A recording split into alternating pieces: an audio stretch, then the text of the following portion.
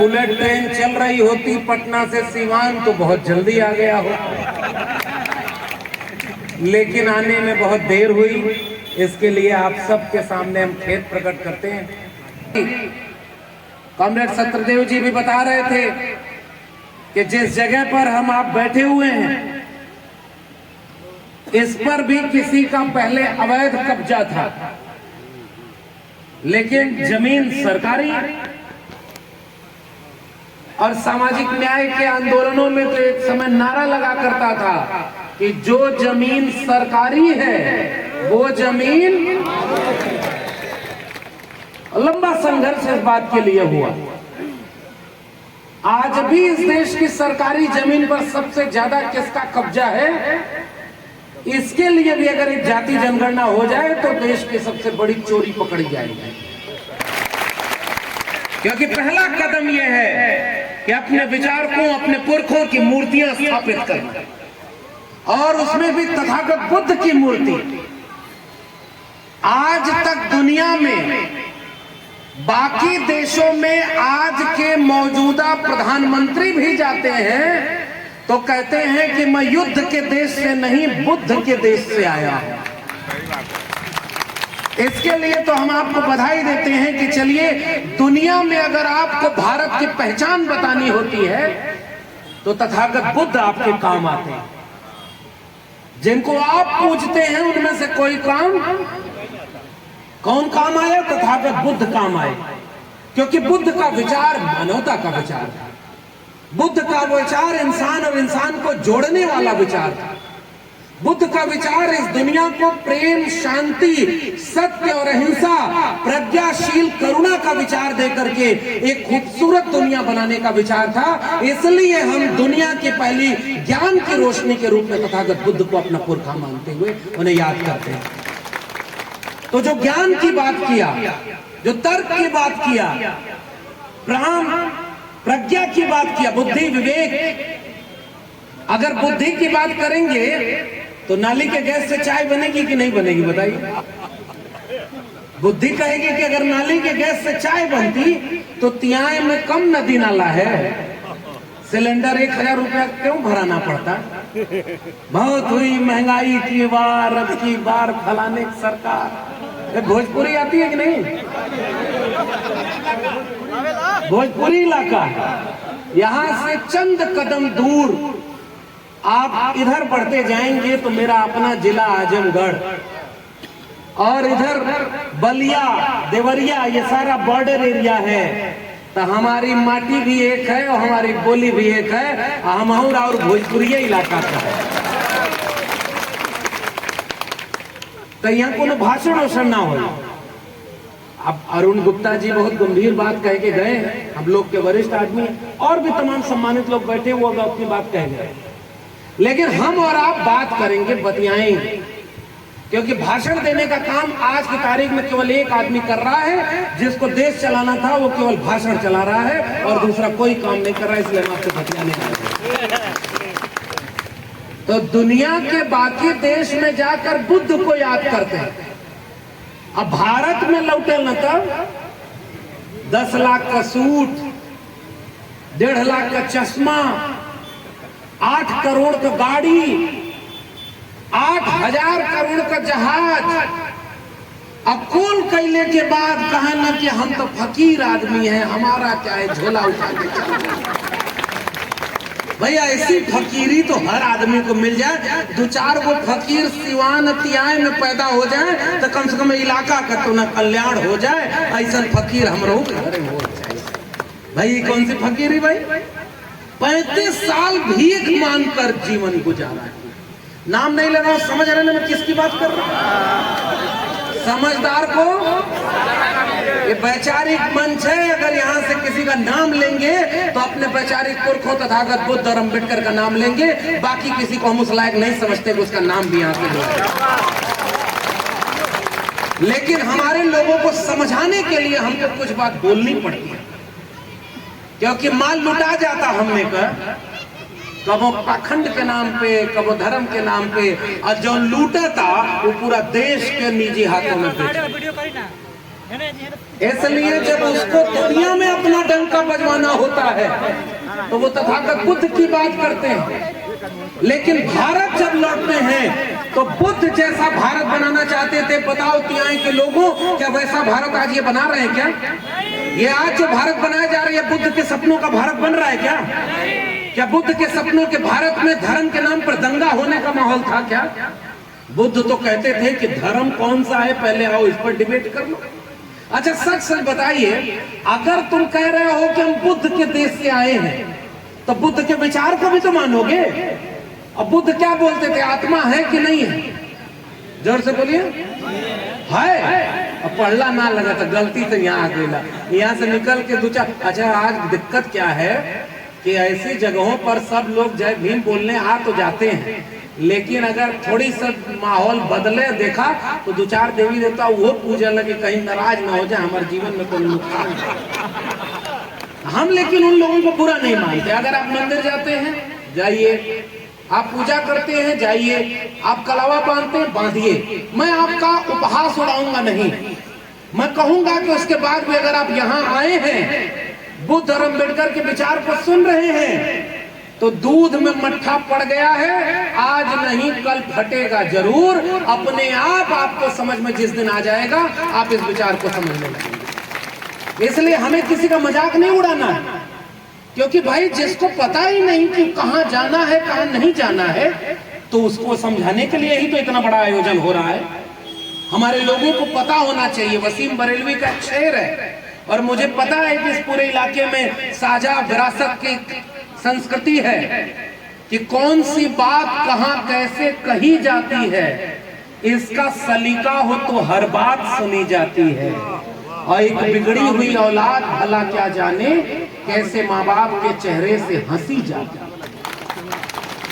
ये एक वैचारिक मंच है, इसलिए यहाँ विचारधारा की बात की जाएगी और सवाल पूछा जाएगा कि तथागत बुद्ध जैसा भारत बनाना चाहते थे, अगर आज वैसा भारत नहीं बन रहा है तो बुद्ध के मानने वालों इस पर सवाल पूछना हमारी जिम्मेदारी है कि नहीं है? अगर तथागत बुद्ध का पहला विचार था सत्य और अहिंसा, दो विचार थे, मानव पर हिंसा की बात छोड़िए, तथागत बुद्ध जीवों पर भी हिंसा की बात के खिलाफ खड़े थे कि नहीं खड़े? और आज केवल हिंसा की बात की जाएगी, बटेंगे तो कटेंगे। ये बात कौन बोल रहा है भाई? ये बात क्या इस देश के बड़े बड़े नेताओं को बोलनी चाहिए? कौन काट रहा है और कौन बांटा? हम यहां से पूछना चाहते हैं, इस देश को वर्ण व्यवस्था में किसने बांटा? ओबीसी को मंडल कमीशन के मुताबिक 3743 जातियों में किसने बांटा? शेड्यूल कास्ट की 1200 जातियों में किसने बांटा? और बांट करके किसने ये तय किया कि मुखस्य जायते ब्राह्मण बाहुर नाम क्षत्रिय, कोई मुख से पैदा होगा कोई भुजाओं से पैदा होगा। दुनिया में इंसान एक तरह से पैदा होता है। भारत एक ऐसा देश है जिसकी किताब में लिखा है कि मुखस्य जायते ब्राह्मण, मुख से जो पैदा हो जाए बच्चों वो कौन है, श्रेष्ठ है। तो हमारे पुरखे ज्योतिबा फूले हुए, और फूले ने एक किताब लिखी गुलामगिरी। तो गुलामगिरी में उन्होंने पूछा कि अगर मुख से बच्चा पैदा हुआ तो गर्भ कहां ठहरता था। और ये हम नहीं पूछ रहे, ये हम अपने महापुरुषों की बात कर रहे हैं जिन्होंने इस देश को तर्क और वैज्ञानिकता का देश बनाने की कोशिश की थी कि अंधविश्वास और पाखंड में मत जाओ भाई। तो तथागत बुद्ध तर्क का नाम है, और दुनिया के बाकी देश में जाकर के जो बुद्ध को याद करते हैं वो भारत में आकर के बहुजनों के खिलाफ युद्ध छेड़े हुए हैं। इस बात को हम यहाँ से ऐलानिया कहना चाहते हैं कि उनके जबान पर बुद्ध है, लेकिन उनके दिल में गोडसे, गोलवलकर और हेडगेवार का विचार है। हमारे दिल में फूले, अम्बेडकर और पेरियार का विचार है। ये अंतर और आज की लड़ाई ये विचारधारा की लड़ाई है। एक तरफ इस देश को बांटने वाले खड़े हैं और एक तरफ हम इस देश के 90% कमीरा लोग, इस देश के जोड़ने वाले लोग खड़े हैं। और आज आपसे ये अपील करने आए हैं कि बुद्ध के विचारों पर, बाबा साहब अम्बेडकर के विचारों पर, मानव और मानव को एक करने के विचार पर एकजुट होकर के इस यात्रा को आगे बढ़ाइए। अब सवाल ये उठता है कि तथागत बुद्ध का विचार सत्य का विचार था। कॉमरेड का नाम भी है सत्य देव। और आज हम जब कार्यक्रम कर रहे हैं तो झूठों का राज आया हुआ है। आज अगर गूगल करके पढ़िए कि देश में सबसे बड़ा झूठा व्यक्ति कौन, तो किसका नाम आएगा पता है ना? समझदार को इशारा काफी ना, नाम लेने की जरूरत नहीं ना, झूठ पकड़ में आ जाएगा। पहला झूठ, मेरी कोई पढ़ाई लिखाई नहीं हुई है दोस्तों। दूसरे में बोला इंटायर पॉलिटिकल साइंस में एमए किए हुए हैं। ऐसा एमए किए हुए हैं जिसमें दूसरा कोई एमए ही नहीं किया हुआ। अब सोचिए ना भाई, ये कैसा झूठ। और मैं उसी दिल्ली विश्वविद्यालय में 14 साल प्रोफेसर था। निकाल दिया सबने, इंटरव्यू के नाम पर निकाला, मेरिट का नाम लेते थे ना। मैं इलाहाबाद विश्वविद्यालय का gold medallist, topper of the batch. और यही इसलिए नहीं कहता हूं कि मैं अपने ज्ञान का आपको प्रदर्शन कर रहा हूं कि देखिए अपने मुंह मियां मिट्ठू बन रहे हैं। अल्लाह अब हम टॉप कर ली तो हम ना बोला तो दूसर के बोली। लेकिन इसलिए ये बात बताता हूं कि जो लोग कल तक कहते थे कि मेरिट की वजह से आरक्षण नहीं होना चाहिए इस देश में, बताइए आरक्षण का विरोध किसने किया था इस देश में? और जब आरक्षण लागू हुआ बाबा साहब डॉक्टर भीमराव अंबेडकर के संघर्षों और महापुरुषों के संघर्षों के बाद 1990 में विश्वविद्यालय में आरक्षण लागू हुआ और पहली बार आपके समाज के बीच से प्रोफेसर बनने लोग निकले, यूनिवर्सिटी टॉप किया। तो मैं तो यादव समाज से आता हूं, यहाँ बहुत जने हुई हैं, उनके लगत हुई कि हम तो यादव जी हैं, हमका के शोषण करी, तो वो कहला कि हम तो श्रेष्ठ हैं। अब कहानी सुना कि जब यूनिवर्सिटी टॉप किया मैंने, तो मेरे प्रोफेसर ने जो मुझे पढ़ाया करता था उसने कहा कि हीरो के बच्चे गाय भैंस चराना छोड़कर अगर यूनिवर्सिटी टॉप करने लगे तो हमारे बच्चे कहां जाएंगे? ये बताओ, ये जातिवाद है कि नहीं है? और ये कोई मुसलमान बोला क्या? ये जाति के नाम पर गाली हमको कोई मुसलमान दिया क्या? इतिहास याद करो बिहार के लोगों और उत्तर प्रदेश और बिहार के बॉर्डर पे खड़े हो, आपको अगर भ्रम हो जाए कि आपकी जाति श्रेष्ठ है तो इतिहास पढ़ना। और खासकर नौजवानों से मैं कहना चाहता हूं, एक समय इसी बिहार में मुख्यमंत्री थे विंदेश्वरी प्रसाद मंडल, पुराने लोग वरिष्ठ लोग जानते होंगे। मंडल कमीशन जिनके नाम पर बना। और मैं नौजवानों को कह के जा रहा हूं, मुझे बहुत खुशी है, कॉमरेड लोगों का कल्चर होता है, एक पंचशील का फटका और एक नीले गमछे से और एक माला से इन्होंने स्वागत किया। मैं खुश हूं कि माला पर खर्चा नहीं हुआ और इस पैसे को बचाकर घर घर किताब पर खर्चा करिए। कलम और किताब ही आपको बचाएगी और आने वाली पीढ़ियों को बचाएगी। और मेरी भी किताब वहां रखी हुई है, जाते जाते सब लोग पढ़ते जाइएगा, जिसका किस्सा मैं आपको बताना चाहता हूं कि क्यों एक प्रोफेसर को निकाला गया, और उससे समझिएगा कि आपका संविधान कितना खतरे में है। और इसलिए जब विंदेश्वरी प्रसाद मंडल बिहार के मुख्यमंत्री बने तो उस समय गंगा में ट्रांसपोर्टेशन होता था। जब मैंने इतिहास पढ़ा तो मुझे समझ में आया कि नई पीढ़ी के बच्चों को तो पता ही नहीं। इत आजकल कुल धर्म बचावे जाते हैं कि धर्म खतरा में है। कहां जाते बाबू धर्म बचावे, और घर खतरा में बाबू की बचावे ना जाता। चूल्हा खतरा में है, रोटी महंगी हो गई, प्याज महंगी हो गई, खेती में अब अनाज पैदा नहीं हो रहा, बंटवारा में खेत सिमटता जा रहा। तो घर बचाने जो नहीं गया वो धर्म बचाने सबसे आगे चला गया। जा रहा है कि नहीं? इसलिए हम ये बात समझाना चाहते हैं, इतिहास पढ़ो तो कोई भटकाएगा नहीं। तो जब गंगा में ट्रांसपोर्टेशन होता था, वहां यातायात होता था, तो तेल रिस गया, आग लग गई।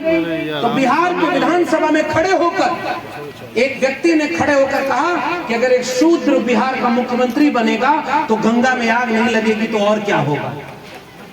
इतिहास इसलिए दोहराना जरूरी है कि अपमान कैसे किया। ये वाक्य किसी मुसलमान ने बोला था क्या? पता लगाना, इतिहास नाम भी मिल जाएगा, मैं नाम छोड़ दे रहा हूं। वो वही है जिन्होंने कहा था मुखस से जाए थे, समझदार को इशारा काफी। बीपी मंडल खड़े हुए और उन्होंने कहा कि देखो सुनो, गंगा में आग तो तेल रिसने से लगी है, लेकिन एक शूद्र बिहार का मुख्यमंत्री बन गया, इससे तुम्हारे सीने में जो आग लगी है इसको मैं और भड़काऊंगा जब तक बराबरी का समाज बना करके इस देश में शूद्रों का शासन न कायम कर दो। अगर वो जाति श्रेष्ठ थी तो बिंदेश्वरी प्रसाद मंडल को गाली किसने दी? बिहार में अब उनके कुछ दिन बाद बिहार के मुख्यमंत्री बने कर्पूरी ठाकुर। आजकल वो कुल भारत रत्न देते हुए कर्पूरी ठाकुर के, जो ने कलिया कुल गारी देते रहना कर्पूरी ठाकुर। एमए बीए पास करेंगे, कर्पूरिया को बांस करेंगे। गाली को दोहराना उचित नहीं लगता कई बार, लेकिन मैं दोहराता हूं कि कर्पूरी ठाकुर जैसे महानायक को गाली देने वाला कौन था? कौन था ये कहा कि कर्पूरी ठाकुर आरक्षण कहां से आई? कर्पूरिया की मां। और उसके आगे जो बोला वो मैं बोल भी नहीं सकता। किसने गाली दी? और आप भूल गए? आज भारत रत्न दे रहे हैं ये आरएसएस और बीजेपी के लोग। जब कर्पूरी ठाकुर मैट्रिक पास किए थे, और नौजवानों ये तुम्हारे लिए ये बात मैं इतिहास की दोहरा रहा हूं, मैट्रिक पास किए 10वां, और अपने समाज के बीच पहला बच्चा जो मैट्रिक पास किया, पेट काट कर पिता ने पढ़ाया था, और गांव के एक सामंत के पास ले गए इस उम्मीद में कि जब बच्चे का परिचय कराएंगे कि हमारा बचवा मैट्रिक पास कर गया तो उसकी पढ़ाई में कुछ मदद हो जाएगी, क्योंकि आगे पढ़ाई का खर्चा देने की स्थिति नहीं थी पिता की। तो पिता ने जाके कहा कि बच्चा जाके उनसे बता दो, हुजूर से, साहब से, जो अपने खटिया पर बराबर में बैठने नहीं देना चाहते। आजकल खटिया बराबर हो गई का? हम आपसे पूछना चाहते हैं, जातिवाद खत्म हो गया क्या? आप भी जानते होंगे, हमसे बेहतर जानते हैं। कर्पूरी ठाकुर जाते हैं और उस सामंत से बोलते हैं कि हम मैट्रिक पास कर गए। तो सामने से जवाब आता है कि मैट्रिक पास कर गिला, आवा गोड़ दबावा, पैर दबाओ। इसका मतलब हमारे लोगों के सम्मान की कोई कीमत नहीं थी क्या? वो मैट्रिक पास किए हुए बच्चे का अपमान किसने किया? क्या वो हमारा पैर दबाओ? क्योंकि तुम पैर में रहने लायक हो, तुम कैसे पढ़ाई लिखाई करके आगे बढ़ जाओगे? वो बच्चा जब पढ़ाई करता है, बिहार का एक दिन मुख्यमंत्री बनता है, तो 12वीं तक की पढ़ाई मुफ्त कर देता है कि किसी किसान कुमार कमेरा के घर के बच्चे अगर पढ़ाई करने जाएं तो जेब में पैसा ना हो, उससे उनकी पढ़ाई न रुक जाए। उसका नाम कर्पूरी ठाकुर है। जिनके तन पर कपड़ा नहीं था, पुराने लोग इतिहास जानते हैं, नौजवानों सुनना इतिहास। जब वो मुख्यमंत्री थे तो उनका कुर्ता फटा हुआ था। वहां उस समय के प्रधानमंत्री थे चंद्रशेखर, और वो आए और उन्होंने कहा कि कर्पूरी आप तो मुख्यमंत्री हो, अब तो कम से कम कुर्ता अच्छा पहन लो।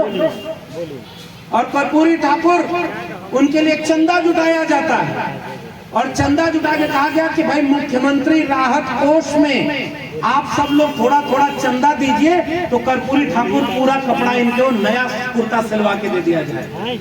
सुनना हमारे लोगों की ईमानदारी क्या थी। जितना पैसा जुटा कर्पूरी ठाकुर को दिया गया, और कर्पूरी ठाकुर ने कहा कि मुख्यमंत्री राहत कोष में ये पैसा जाएगा। जिस दिन बिहार के हर नंगे बदन पर एक कपड़ा आ जाएगा, उस दिन कर्पूरी ठाकुर नया कुर्ता पहनेगा, उसके पहले मेरे कुर्ते पहनने की कोई जरूरत नहीं। ये त्याग किया हमारे लोगों ने। चौधरी चरण सिंह बड़े नेता थे, पता नहीं आप नाम जानते होंगे कि नहीं, देश के प्रधानमंत्री भी थे। लोक दल उस समय हुआ करता था, जनता दल। उसका प्रचार करने जब कर्पूरी ठाकुर के गांव गए तो उन्होंने कहा कि मैं तुम्हारे घर चलना चाहता हूं। घर कच्चा था, टूटा फूटा मकान था। जाते जाते उन्होंने कहा कि मैं कुछ आपको मदद करा देता हूं, एक नया घर बनवा लो कर्पूरी। उन्होंने जो मदद की, उस पैसे से कर्पूरी ठाकुर ने अपने गांव में एक सरकारी स्कूल बनवा दिया कि गरीब का बच्चा उसमें मुफ्त पढ़ाई करे, और उनका घर उनके मरने के बाद भी कच्चा ही पड़ा रहा। ये ईमानदारी थी उन लोगों की, और ये ईमानदारी इसलिए थी कि गरीब का बच्चा पढ़ाई कर सके, गरीब के बच्चे को सम्मान मिल सके। यही उत्तर प्रदेश में मुख्यमंत्री थे राम नरेश यादव, तो दिल्ली से अपमान करने वालों ने गालियां दी कि दिल्ली से चमड़ा भेजा संदेश, और बार बनावे कर्पूरी और भैंस चरावा राम नरेश। बाल बनाने वाला कोई बुरा काम होता है क्या? भीख मांगने से बुरा तो नहीं हो सकता। मेहनत करके खाने कमाने का काम है बाल बनाना। और बाल बनाने का काम मेहनत कश का है, कपड़े का काम धोबी का मेहनत करने का है, कुम्हार का काम मेहनत करने का है। हमारे पुरखों ने हमें मेहनत करना सिखाया। हमारे पुरखों में से कोई भीख मांग करके कभी गुजारा करने वाला नहीं हुआ। और आज कुछ लोग टेलीविजन पर कहते हैं कि मैं 35 साल भीख मांग कर गुजारा किया। तो 35 साल भीख मांगे, रेलवे स्टेशन पे चाय बेचा, और जब देश बेच दिया तो पता ही नहीं चला। उनके भक्तों की हालत क्या है? चाय बेचते उनको किसी ने नहीं देखा, देश बेचते पूरा देश देख रहा है, फिर भी कह रहे हैं कि कहां कुछ बेचता हूं। उनके तो ना आगे नाथ न पीछे पगहा, कहावत समझ में आई ना?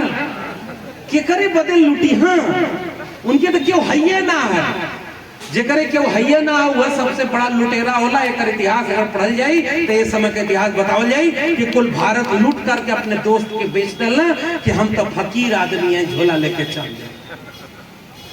क्या नारा लगाया था कि सौगंध वो बेच रहे हैं भारत को, मैं चैन से कैसे सो जाऊं। समझा था ना लोग? वो लूट रहे हैं भारत को, खामोश मैं कैसे हो जाऊं। हाँ, मैंने कसम उठाई है, मैं देश नहीं बिकने दूंगा। सौगंध मुझे इस मिट्टी की, मैं देश नहीं झुकने दूंगा। और जब से बने प्रधानमंत्री, पहले रेल बेचा, फिर रेल की पटरी बेचा, फिर बैंक बेचा, BSNL बेचा, MTNL बेचा, LIC बेची, एयरपोर्ट बेचा।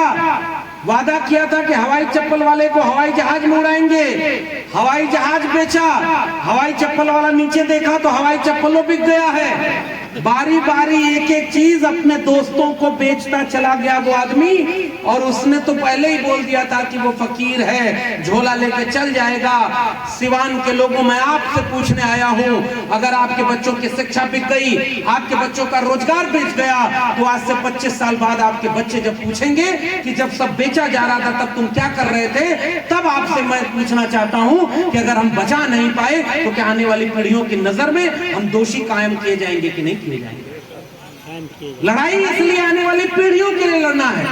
14 साल में प्रोफेसर रहा, और अब मैं बहुत इधर उधर की बात करने की बजाय मैं वर्तमान पर बात ज्यादा करना चाहता हूं, क्योंकि वोट नोट दोनों लुटाता, हमने को पता नहीं चलता। नोट भी गलत जगह पर लूटी जा रही है और वोट भी लूटा जा रहा है। इसलिए अगर बाबा साहब अम्बेडकर पर मुझे बोलने को कहेंगे तो घंटों बोलता रहूंगा। इतनी किताब पढ़ी है डॉक्टर अम्बेडकर के बारे में, लेकिन मुझे लगता है कि डॉक्टर अम्बेडकर ने अपने जीवन की लड़ाई लड़ ली और 1956 में बोल कर गए कि बड़ी मुश्किल से एक कारवां यहां तक लाया हूं, इसे आगे ले जाना, और आगे न ले जा पाओ तो वहीं छोड़ देना, पीछे मत जाने देना। सिवान के लोगों, ईमानदारी से बताओ कि क्या हमारी आंखों के सामने बाबा साहब अम्बेडकर का कारवां मीलों पीछे ले नहीं जाया जा रहा? क्या डॉक्टर अम्बेडकर ने यही भारत बनाने का सपना देखा था? इस देश को कहा जा रहा है कि हिंदू राष्ट्र बनाएंगे, डॉक्टर अंबेडकर ने इसे संविधान का राष्ट्र बनाया है। इसलिए इस सम्मेलन का मकसद यह है, पहचानो कि संविधान नहीं था तो तुम्हारे पास क्या नहीं था। खटिया पर बैठने का सम्मान था क्या? ये जितने लोग पुराने बैठे हैं और सामने बैठे हैं, कई बार तो मैं बड़ा संकोच में आता हूं विधायक जी कि जितनी मेरी उम्र नहीं होगी उससे ज्यादा उम्र जिन्होंने संघर्षों में खपा दिया वो यहाँ सामने बैठे होते हैं, उनके सामने हम क्या नया बोलेंगे। लेकिन हम बस आपसे हिम्मत लेने आते हैं, हम आपसे अपनी बात कहने आते हैं कि जितना संघर्ष पिछली पीढ़ी ने किया, अगर उसको हम बचा भी नहीं पाए तो इन नौजवानों की इतनी भीड़ और सेल्फी वाली मोबाइल से क्या फायदा। ये मैं सवाल आपसे कहने आया हूं। डॉक्टर अंबेडकर ने कहा था कि इस संविधान नहीं था तो तालाब का पानी भी जाति देखकर पूछा था। जानवर पी सकता था तालाब का पानी, इंसान नहीं पी सकता था अगर उसकी जाति को नहीं होती। गले में मटका, पीठ पर झाड़ू, चारपाई पर बैठ गया तो पीटा गया, सामने खड़े हो गए तो मारा गया, जातियों के नाम पर गाली बनाई गई, इतना अपमान हमारे पुरखों का किया गया। बताओ, अगर इसमें जितने भी देवी देवता का तुम नाम लेते हो, वो तो इंसानों को जब अपमानित किया जा रहा था तो उसमें से कोई उनको बचाने क्यों नहीं आया। मैं तो एक सवाल पूछना चाहता हूं, सम्मान किसने लौटाया आपका? हक अधिकार देने का रास्ता किसने बनाया? वो बनाया तो केवल एक किताब ने बनाया जिसका नाम है भारत का संविधान, और उस संविधान ने हमको बराबरी का हक अधिकार दिलाया है और उसका हमें रक्षा करना हमारी जिम्मेदारी है। आज अगर आपसे कोई अपमानित कर दे गांव में, तो थाने पर जाकर के कह सकते हो कि मुकदमा लिखो। तो जब लात खाते हो तो कहां जाते हो आप? थाने पर। जब कोई आपकी जमीन हड़पने लगे, आपको सम्मान छड़ने लगे, तब कहां जाओगे? मुकदमा करने कोर्ट में, न्यायालय में। बीमार होते हैं तो कहां जाते हैं? अस्पताल। पढ़ाई करनी है तो कहां जाते हैं? विद्यालय। जब सारा जीवन इससे चल रहा है तो वहां क्यों जाते हो जहां केवल नोट लूटा जा रहा है? एक किस्सा सुनाता हूं, समझदार को इशारा काफी। मेरी शैली थोड़ी अलग है, मैं सीधा प्रहार नहीं करना चाहता, और मैं कहना हूं कि किसी को दुश्मन बनाने की बजाय अपने दोस्तों को पहचानो। आप समझदार बनो और अपनी कमी जानो। दूसरे की कमी गिनाने पर इस मंच पर खड़े होकर उनकी कमी नहीं गिनानी चाहिए। हमसे जहां गलती हो रही है, मुझे लगता है उस पर बात होनी चाहिए। आज तारीख है 10 दिसंबर, और 2 दिन पहले कितनी तारीख थी? जोर से बोला। अरे आधा लोग तो खाना खा लिए ना, और थोड़ा बहुत बचे हैं तो अभी खा लीजिएगा, बचा है। मेहनत का खाना है, भूख लगी रहेगी तो और अच्छा लगेगा। तो थोड़ी सी पेट की भूख के पहले थोड़ा दिमाग वाली भूख को भर लिया। तो जोर से बोला। 2 दिन पहले कौन तारीख? और आज से 8 साल पहले 8 नवंबर को इस देश में नोटबंदी की गई थी। याद है कि भूल गए? 500 और 1000 की नोट आज से ऐसे कह के देख लेना वीडियो की ना। 10 लाख का सूट, बढ़िया चमचमाता चेहरा, मशरूम का रोटी खाना हो, मशरूम का जाना था लोग। यहाँ आदमी के पता ना, वो हर उम्र घटत या चेहरा का चमक ललाट एकदम लाल हो चल जाता। ऐसा कौन फकीरी है भैया? यहाँ विधायक जो घुम्मत हुई है, पता चल 2 बजे रात को वहां से चले हैं कि भाई कार्यक्रम है यहाँ करना है अपने लोगों को। गरीबों का चेहरा देख लो, आपको पता चल जाएगा इस देश के 90% कमीरा लोगों के चेहरे मुरझाए हुए हैं, और जो लूट रहे हैं उनके चेहरे पर चमक है। हमारी लड़ाई इस 10% भारत जो चमक रहा है उसके सामने ये 90% भारत का है जो उदास है, लाचार है, बीमार है। उसके हक की लड़ाई लड़ करके उसको बराबर का सम्मान दिलाने के लिए हम यहाँ इकट्ठा हुए हैं। और इसलिए मैं आपसे इशारे में कुछ बात कहने आया हूं। 8 साल पहले 8 नवंबर को नोटबंदी हुई। 500 और 1000 के नोट बंद, और कहा गया कि इससे भ्रष्टाचार रुक जाएगा, काला धन वापस आ जाएगा। अगर मुझे प्रधानमंत्री बना दो भाइयों बहनों, 100 दिन में काला धन ले आऊंगा, युवाओं को रोजगार दूंगा। हर साल कितना करोड़? जोर से बोला। सिवान में कितना रोजगार लोगों को मिला? पुराने लोग बैठे हैं, पता है। मैं अपने गांव का किस्सा बताऊं, ढेर हमने में अंतर था ना। 15 साल पहले हमारे गांव में 15 लोग सरकारी नौकरी में रहे और कोई कांवड़ लेकर नहीं जाता था।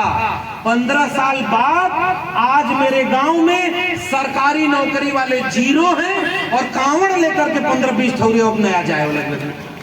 ये नया भारत बना है, और समझदार अगर हो तो इसको समझो। पुराने लोग बताइए कि जितना गांव में लोग रिटायर हो रहा है नौकरी का, उसके बाद नए नौजवानों को नौकरी मिल रही है क्या? सब बेरोजगार घूम रहा है। और जिनकी नौकरी थी, कोरोना के समय आंकड़ा आया कि 12 करोड़ नौकरियां केंद्र सरकार की नीतियों के चलते खत्म कर दी गई। तो कहां रोजगार देवे के कतराना, कहां जम रहे हो वो काला धन आयल का? भाइयों बहनों, अगर विदेश में जितना काला धन है, अगर हम उसको ले आए ना, तो एक गरीब आदमी को 15-20 लाख यूं ही मुफ्त में मिल जाएगा। ए भाई, गरीब यहाँ क्यों ना आता? जोर से बोला। गरीब हैं, अकाउंट है, पैसा आया, 15 लाख मिला। जोर से बोला। लगा तो कुछ जने धीरे से बोला तुम्हारा कि हम बता दे तो पड़ोसी जान जाए। अरे ना मिलल तो केहू के ना मिलल का? 1 रुपया मिलल का? अब कोरोना में जो जेब कर वो गैल कि ना गए, लुटायल कि ना? आई जितना माता बहने लोग हैं, मैं आयोजक समिति को एक बार और धन्यवाद देना चाहता हूं विशेष तौर पर। ऐसे कार्यक्रमों में अमूमन पुरुषों की भीड़ होती है, लेकिन कॉमरेड को बधाई दीजिए, इनकी टीम को बधाई दीजिए कि इतनी बड़ी तादाद में हमारी माताएं और बहनें इस कार्यक्रम में आई हैं। मुझे लगता है कि बदलाव यहां से होगा। पुरुषों की क्रांति दरवाजे पर जाकर खत्म हो जाती है। जब एक महिला जागरूक होती है ना, तो दूसरे महिला से चौके चरवाहे पर चौके पर बैठ करके कहती है कि बहन गड़बड़ा गलू, तू छठे के चक्कर में रह गलू, वहां तिहाई में चलल हो, तू वैचारिक कार्यक्रम रहे और पूरी के साथ दुनिया भी बदल जाए। विचारधारा अगर जाएगी तो एक साथ कई परिवारों को बदलेगी। और महिलाओं को हम छोड़ देते हैं, उन्हें विचारधारा में आपने शिक्षा महिलाओं को बराबर तो दी नहीं, सम्मान बराबर दिया नहीं, बेटी बड़ी हुई नहीं कि पहले बेटी का ब्याह कर दो। जितनी लड़कियां यहाँ आई हैं, मैं उनसे कम से कम ये कहना चाहता हूँ, अपने घर पे लड़ जाना कि जब तक पढ़ाई पूरी नहीं हो जाए और अपने पैर पर खड़े नहीं हो जाए, हमारा ब्याह मत करना। हम पहले अपने पैर पर खड़े होंगे, और नहीं तो ये तय करो कि हमारी पढ़ाई कोई रोकेगा नहीं, तब जाकर के हम उसकी बात करेंगे। तो सारी क्रांति दूसरे के घरे में हुई, अपने घरे में भगत सिंह पैदा हो लेकिन पड़ोसी के घर में, डॉक्टर अंबेडकर पैदा हो पड़ोसी के घर, लक्ष्मण यादव की तो नौकरी चली गई, प्रोफेसर की डायरी रखी है, पढ़िएगा। कोई पूछता है कि कहो भैया तुहार घर कैसे चलता, तुहार तो तनख्वाह बंद हो गई, क्यों पूछेगा ना? आओ भाषण दा पूरा एकदम झकझोरा हमने के, और यहाँ से जब लौट के जाएं तो चौराहे पर कौन रोक ले हमको आपको पता भी है। जान जोखिम में लेकर के हम लोग ये काम कर रहे हैं, महान बनने के लिए नहीं। हमको यहाँ से चुनाव थोड़ा लड़ना, यहाँ से तो विधायक जी हैं ही है, और जिसको लड़ना होगा वो लड़ेगा आकर के। हमको आपका वोट नहीं चाहिए और हम आपसे नोट मांगने भी नहीं आए, लेकिन हमको महसूस होता है कि जिस रास्ते चल करके हम यहाँ तक आए, अगर वो रास्ता बंद किया जा रहा है तो उसकी लड़ाई भी हमको लड़ना होगा, वरना आने वाली पीढ़ियां गुलाम पैदा होंगी। इसके लिए मैं आपके बीच में सारी जान जोखिम में लेकर आया। मैं आपको बता सकता हूं कि विश्वविद्यालयों को इन सरकारों ने बेच दिया है, सरकारी स्कूलों को बर्बाद कर दिया, और इस सरकार ने नीति बनाई है नई शिक्षा नीति। जो DU, JNU जामिया है, उसमें जो 10 साल पहले फीस 4,000 रुपया थी, आज फीस वो 40,000 रुपया है। आपके गरीब के बच्चे वहां पढ़ाई कर पाएंगे क्या? तो गरीब आपके घर में पैदा हो गए, बच्चा गरीब घर में पैदा हो गया तो न उसे अच्छी शिक्षा मिलेगी, और अगर अच्छी शिक्षा नहीं मिलेगी तो अच्छा रोजगार मिलेगा क्या? तो ना आपको शिक्षा मिली ना रोजगार मिला, तो ये नौजवान क्या करेंगे? अचानक कोई नेता आएगा और वो कहेगा कि धर्म खतरे में है, आपका बच्चा धर्म बचाने चला जाएगा, क्योंकि उसको शिक्षा तो मिली नहीं, रोजगार उसके पास है नहीं, तो वहीं जाएगा जहां वो दूसरे का झंडा उतार कर अपना वाला झंडा फहराएगा, दंगा होगा, दंगे में मारा जाएगा। और अगर गृह मंत्री आप होते तो आपका बेटा जैसा BCCI का चेयरमैन बनेगा और बाद में ICC का चेयरमैन बन जाएगा, और गरीब का बेचा दंगे में मारा जाएगा। समझदार को इशारा काफी। एक को नेता का लड़का कुल धर्म बचावे जाना। अच्छा, जब धर्म खतरा में बात, गृह मंत्री अमित शाह का बेटा काहे नहीं धर्म बचाने आता है? भाई बताए ना भाई, नेता लोग का भी बेटा लोग धर्म बचाए, 2-4 दंगा में वो भी जाए। पता है आपके नेताओं के बच्चे विदेश में पढ़ाई करते हैं, महंगे स्कूलों में पढ़ाई करते हैं, और आपके घरों के बच्चों को धर्म के नाम पर लड़ा रहे हैं। इसलिए बुनियादी सवाल मैं आपसे करने आया हूं। नोटबंदी हुई, काला धन नहीं आया, रोजगार आपको मिला नहीं, आप उसके नाम पर वोट ही नहीं देते। आपको अपने बच्चों का रोजगार चाहिए ही नहीं, आप तो अपने बच्चों को, बेटियों को ताना मारते हैं कि बुद्धि ना है, नहीं तो नौकरी मिल गई, और फलनवा के लड़का के तो नौकरी मिल गई। आपको कहां पता कि उसका पेपर ही नहीं हो रहा है बच्चे का? नौजवानों से पूछिए, पेपर लीक हो जा रहा है, 10-10 लाख रुपए में पेपर बेच जा रहा है, और जो पैसा दे रहा है उसको नौकरी मिल रही। तो आपके बेटा बेटी को नौकरी कहां से मिलेगी? और नहीं नौकरी मिलेगी तो बेटा बेटी आगे कहां जाएगा? नोटबंदी फेल हुई, उसके बाद सब कुछ लूटा गया। 2000 रुपए के नोट लॉन्च किया था उन्होंने, जे आपन लिया नोट 5 साल ना चला पहले, ओके तू देश चलावे बदे फिर से बैठा दला तो देश बेची ना। 2000 की नोट चलती है क्या? जोर से बोलिए। 2000 की नोट बंद हो गई कि नहीं? तो राजा फेल है कि नहीं? राजा के नियम बदल गया, फेल हो गया कि नहीं? उस समय एक और काम हुआ था, माताओं बहनों आप लोग ध्यान से समझना। 500 नोट 1000 का बंद हो गई, अकाउंट में जमा कर ना पा रहा था एक चालाक आदमी, क्योंकि अकाउंट में जमा करने पर तो गड़बड़ा जाएगा ना। तो वो गया मंदिर, और धकाधक 500 1000 की नोट चढ़ाने लगा कि ये बहाने कम से कम भगवान ने खुश हो जाए। और धड़ाधड़ 500 पुरानी 1000 पुरानी नोट चढ़ाने लगा। उसको सोचा भगवान खुश। अचानक एक आदमी बीच में आया और वो कहा, रे मूर्ख, ये 500 और 1000 की नोट क्यों चढ़ा रहे हो, ये तो बंद हो गई है। वो आदमी भी चालाक था, उसने कहा, धीरे बोलो, हमको पता है कि नोट बंद हो गई, तुमको पता है कि नोट बंद हो गई है, भगवान को थोड़े पता है कि अभी ये नोट बंद हो गए। अब इसके आगे वाली लाइन में मेरा संदेश है। उस आदमी ने कहा कि ये नोट भगवान थोड़े लेते हैं, जो लेता है उसको पता है कि नोट बंद हो गई है, अब ये नोट नहीं चढ़ाई जा सकती। अब बताओ माल किसका लुटा रहा है, किसके नाम पर लूटा जा रहा है? समझ रहे कि नहीं? समझदार को इशारा काफी। हमारे गाँव में वो लड़का रहा, भोजपुरी में सुना लोग, बड़ी बड़ी बात बतियोला से कोनो बात ना, ये कार्यक्रम खत्म हुई तो फिर कोई और छठी मैया वाला बिल्कुल खत्म थोड़ा भाई, अभी तो गलल अगला प्रोग्राम, अगला त्योहार वही वाला है। त्योहार पे त्योहार मनाइए, खुशी मनाइए, उस दिन खुशी मनाइए कि अगर गरीब के घर में पूरी नहीं है तो 2 रुपया किसी गरीब के घर में त्योहार के दिन उसको पूरी खिलाने में दीजिए। मैं गारंटी देता हूं कि अगर कोई भगवान होगा तो इस बात से ज्यादा खुश होगा। इसके अनंत पर इस पर कि आप किसी जगह दान दक्षिणा दीजिए, किसी अनपढ़ बच्चे को कलम और किताब खरीद कर दे दीजिएगा। मुझे लगता है कोई भगवान होगा तो इस बात से ज्यादा खुश होगा कि आपने किसी अनपढ़ को शिक्षा दी, किसी भूखे को रोटी दी, किसी नंगे बदन वाले को कपड़ा दिया, किसी को मकान दिया।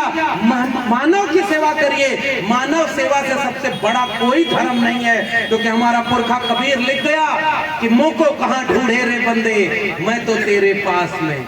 ना मैं मंदिर, ना मैं मस्जिद, ना काबे कैलाश में, ना मैं जप में, ना मैं तप में, ना मैं व्रत उपवास में, खोजी हो तो तुरते मिलियो पल भर की तलाश में। कहे कबीर सुनो भाई साधो, मैं तो हूँ विश्वास में। और यहाँ धर्म के नाम पर केवल लड़ाया जा रहा है, यह अंधविश्वास और पाखंड फैलाया जा रहा है। आजकल नया नया कुछ वीडियो वायरल कर रहा है, गोबर खाइए, देख ले वगना लोग जोर से बोला। नौजवान कुल्लू वाली वीडियो देखला जो में वो नया आया, रोटी पे पहले गोबर ऐसे लगावला और चोंगा बंगा के गोबर से खाता। बहुत पौष्टिक होला गोबर गाय के।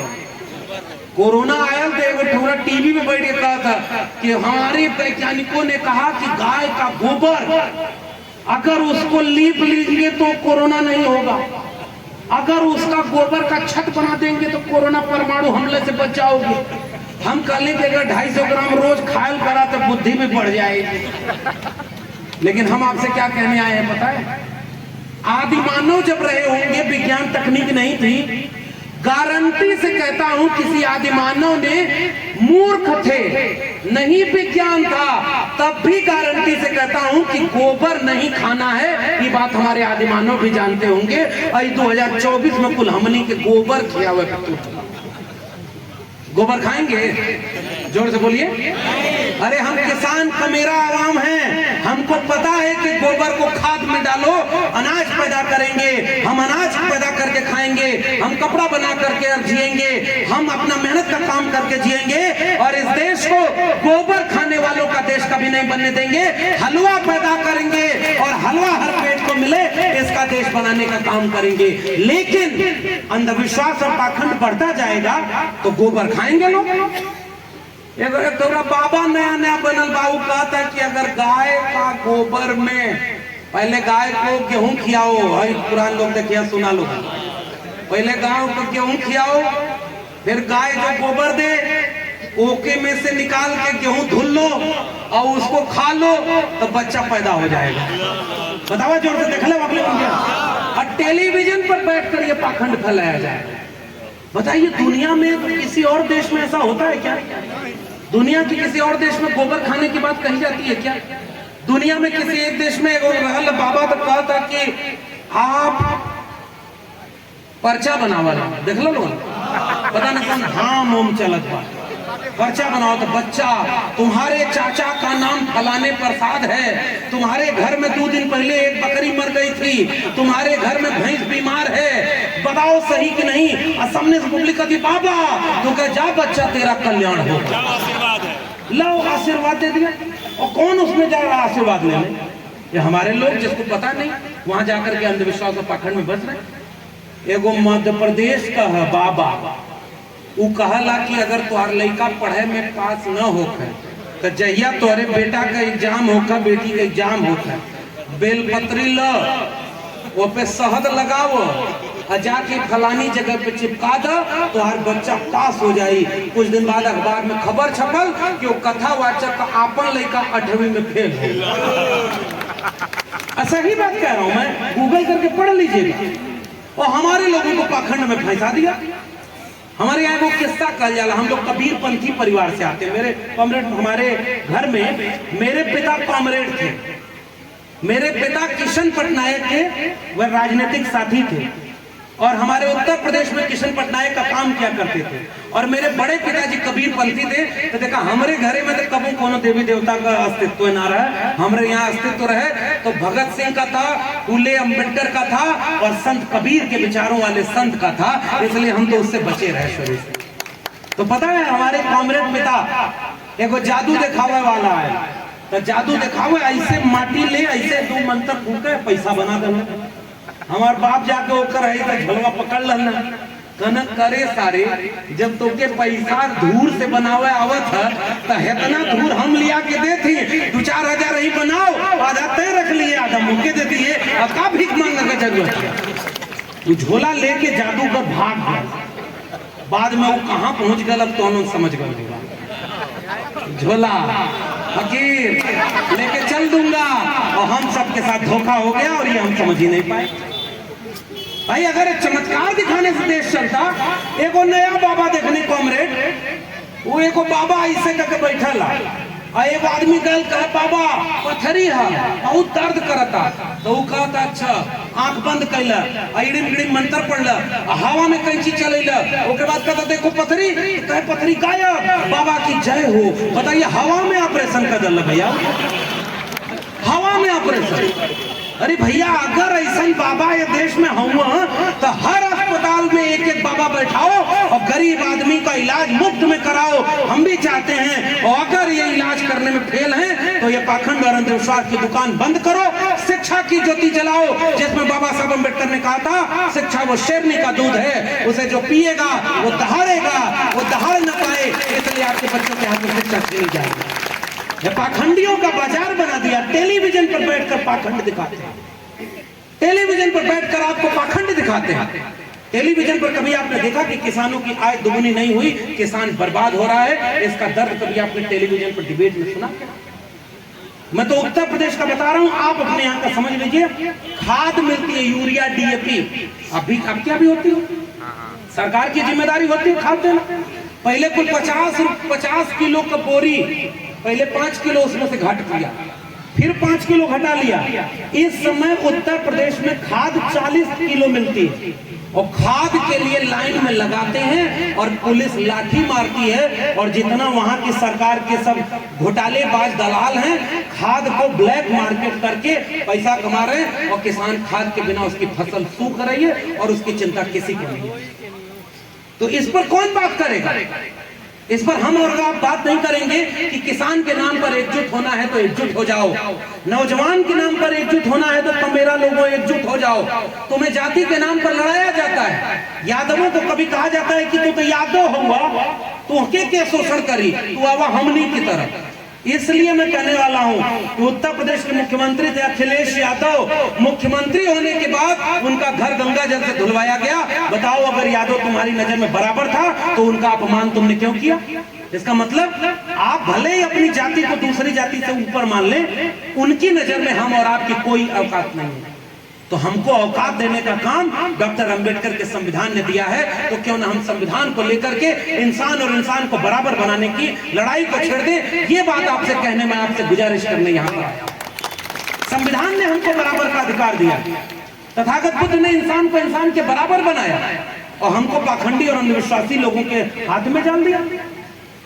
हमारे यहाँ कबीर पंथी एक गुरु आते थे, तो उन्होंने कहा कि एगो आदमी रहे, आत्मा मर गई, दादाजी गुजर गए, तो एगो आदमी आयल और वो आदमी आके कहला कि दादाजी का आत्मा ऊपर कहीं हो।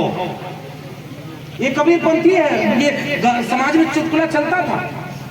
तो वो कहला कि कैसे हुई? तो दादाजी का गोदान करे के हुई, गोदान समझ रहे ना, गोदान अगर गोदान करबा तो कर पहुंच पकड़ के बतरनी पार कर दिया तब मुक्ति मिली, नहीं तो भटकत रही हो भूत प्रेत बन के आई। एगो हमारे कवि जी है, कहाँ गए वो, कहीं नीचे बैठे हुए। उन्होंने एक दिन कविता सुनाई थी कि आदमी गए चांद पे और गांव में डाइन बा। कहाँ है कवि जी, सुनाए थे? चले गए अरुण जी के साथ। कितनी बढ़िया कविता लगी साहब। आदमी गया चांद पे और गांव में आज भी डाइन है। तो डाइन कभी अमीर आदमी को क्यों नहीं पकड़ती है? हमारे दिल्ली में रहता हूँ, दिल्ली में एको भूत प्रेत ना हो, और सोच के सही से बताइए ये इलाका में भूत हुआ कि ना हुआ ना? अरे बाप रे, एक भूत देख के दूसर का यूं करा वो ट्रांसफर होला एक भूतवा दूसरे के। अरे तो कोनो डीएमएसपी के काट में पकड़ ले, कौन कि उसके पास कुछ भी नहीं है, भूत काटेगा छोड़ दे ये और उसने कहा कि आत्मा है तो कैसे जाइए के पास सब तो मिल जा दादा नींद भी अच्छी है। उनका पिता भी तुरंत एक नई खटिया बनवा के अलग अलग कैसे जाई खटियावा।